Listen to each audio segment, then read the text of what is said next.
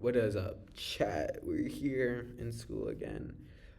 I'm not gonna bring that much energy today because I am fucking dying over here with some crazy sickness. I look sick as fuck. My hair is doing whatever it wants today. So I can't even like speak loud, not because I can't. I'm in a hallway right now, but because like I just can't. Like my voice is fucked. But how do we do today, trading wise? So today we had finally a green winning day after the first 2 days being bad losses. So we had a $997 win. So what did I do today that was different than uh different than longs? I fucking put my ego aside. I was like, okay, let me just get the big picture. Where the fuck is the market going? Okay, I had to like just like take a deep breath. I was shorting and I was shorting and I was shorting and I just kept on shorting for no fucking reason. There was no reason for me to be shorting as much as I did.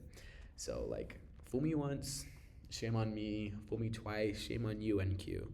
But you ain't gonna fool me 3 times. So um, that's what I did today. So today, instead of looking for my shorts that I have been waiting for all week, I'm just gonna like, okay, I'm going with the flow, right? There's an obvious draw of liquidity to the upside that I think we've been chasing for the past week. And that's what I targeted to today. So here's the P&L for the account so far. This is 2 days of trading, $997 today. So what did we have this morning that led me to take this trade? Okay, so here's what I almost did that I almost got fucked on for doing. I saw my short. I saw this huge I don't know what the fuck this was. I saw this candle come out and take the previous London highs. They created a new London high, but I saw it take out this hourly high right here. So I was like, oh my gosh, I'm just gonna short down to like London lows or something like that. Instead, I was like, because I got my break of structure and I had my inverse that I like, and I was like, bro, I was like thinking to myself, okay, we're in a 5 minute, and I'm like, am I gonna do what I've been doing this like the same thing the past 2 weeks in short? Like, I was like, bro, I gotta like give it up. So I didn't short. Instead, I saw that we tapped into this 5 minute. We also tapped into this 15-minute order block. So I'm like, okay, we tapped into this 15-minute order block and we tapped into this 5 minute. If I see bullish structure and I see us break through this 5 minute for value gap, I'm gonna take that. So that's what I ended up doing, except I didn't at the same time. So what happened was I saw the way for me to have a cheap ass trade. If you guys can like, I wouldn't like judge you. Like, don't ever try to go in early. Like that's like it's very undisciplined. But for me, it was like if I go in early and I enter in right here, because I entered in with 1 mini, I can have a stop loss right here under this 5 minute for value gap. That's gonna cost me like only $230 to $230. That'd be risking. That's a cheap ass trade. I'm taking that. If I can risk $230, I was like, fuck yeah, whatever. So I entered in a little bit early while we were in this 5 minute, only because not just because of the 5 minute, but because we had a 1 minute. Like, we tapped this 1 minute for value gap right here, and then we started going up. So I was like, okay, I'm gonna trust my gut and I'm gonna fucking take it. So that's what I did. I took it, and what was I targeting? I like to go for bigger trades on evals, but I should be trading this how I usually trade. So that's what I'm gonna start doing more on.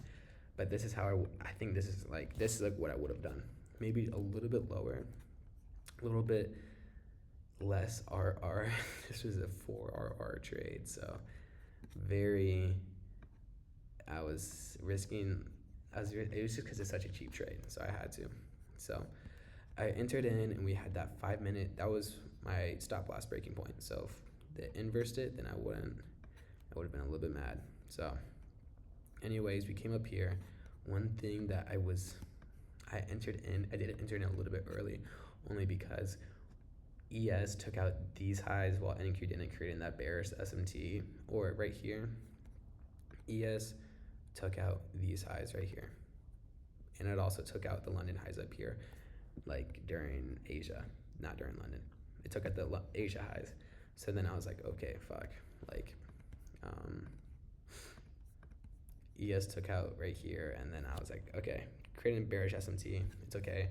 I'm gonna see a little bit of retracement, and I even had this other 5-minute fair value gap saving me, and we ended up having just this big 15-minute fair value gap. So we had it from here to here.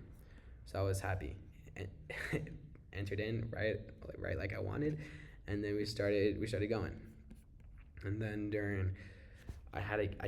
because I placed the trade during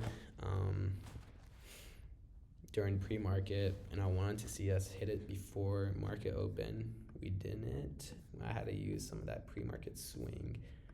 Almost got fucked. I thought I was gonna get fucked. I was like, okay, like maybe I shouldn't have, because ES took out these highs, and that's literally what I was targeting. And I was like, oh my fucking god, like, and I'm like in school, and I'm like bugging out because I can't be on my computer, or else I'll just get like in trouble and shit. So I was bugging out, but ended up working in our way. We had this 1 minute get filled, and then just started pumping after that. It's been pumping ever since. It filled this 4-hour gap that was an obvious draw, and then now we're going towards this monthly high right here. If we reach it today, a little bit of a stretch. We're only up. We're up. Yeah, it would be up another percent on the, like, we've gained 5%, something like that in the past. Yeah, 5% in the past 3 days, which is insane. Just continuous pump. I don't know what the fuck is going on, but that's what's been going on in the markets. Until I see this get hit right here, then we're gonna be looking for, maybe we'll start looking for some shorts. But we also still have this obvious draw right here, and then we continue that with this 4-hour gap, and then we have all-time highs coming up. So trading all-time highs won't be as fun anymore. When I was trading all-time highs, that's when I first started, and things were okay then, but I traded continuation trades the entire time. So that's what I've been getting into recently. So I guess continuation might be the move from now on, which is fine. I just gotta maybe back test a little bit more and get some practice and get some reps in. So that's happened with that. The other account, this account died yesterday, or last night. I put up a Hail Mary trade. I entered in right away as market opened, like somewhere right here, and then I got stopped out right here, and I would have been fine, dude. I would have been so fine. So that kind of sucks, because I could have had 2 accounts to trade on, which would have been sick.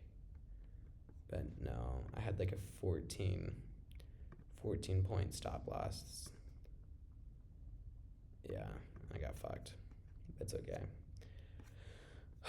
That's not the account we're worried about anymore. So 1 trade, donezo. That's the settings for this account.